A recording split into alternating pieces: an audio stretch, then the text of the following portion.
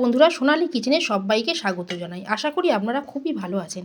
আজকে আমি আপনাদের সাথে শেয়ার করব বড়ি আলু দিয়ে ট্যাংরা মাছের ঝোল। রেসিপিটা আপনাদের খুবই ভালো লাগবে। মাছের মধ্যে দিয়ে দেব নুন, হলুদ আর দেব সর্ষের তেল, দিয়ে মাছটাকে ভালো করে মেখে নেব।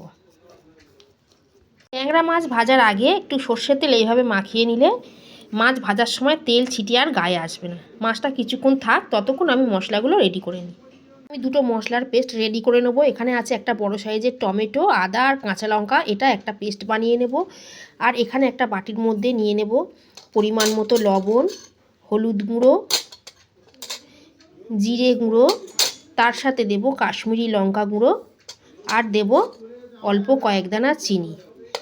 এবার এর মধ্যে সামান্য একটু জল দেব, দিয়ে এটার একটা পেস্ট আমি বানিয়ে রাখবো। কড়া বসিয়ে দিয়েছি, কড়া খুব ভালো করে গরম হয়ে গেছে। এবারে ওর মধ্যে দিয়ে দেবো আমি সর্ষের তেল। ওর মধ্যে প্রথমে আমি বিউলির ডালের বড়িগুলো ভেজে তুলে নেব। এগুলো একটু লাল করে ভেজে নেব। বড়িগুলো লাল করে ভেজে নিয়েছি, এবারে তুলে নেব। এগুলো ভেজে নেব। দিয়ে দেব নুন আর দেব হলুদ গুঁড়ো, দিয়ে আলুগুলো একটু লাল করে ভেজে নেব।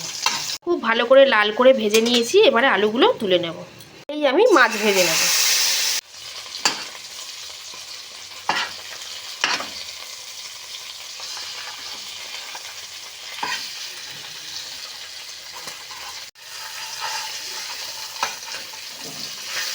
খুব কড়া করে ভেজে নিয়েছি, এবারে তুলে নেব।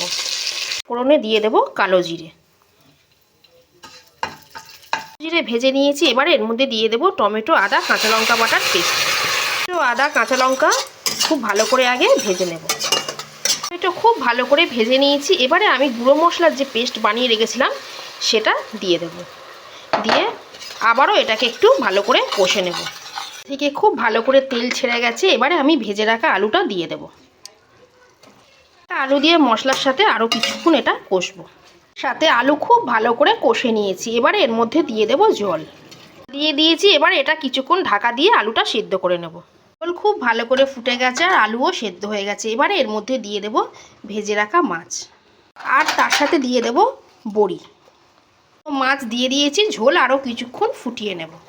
বড়ি আলু দিয়ে ট্যাংরা মাছের ঝোল তৈরি হয়ে গেল। ওপর দিয়ে দিয়ে দেব ধনেপাতা কুচি।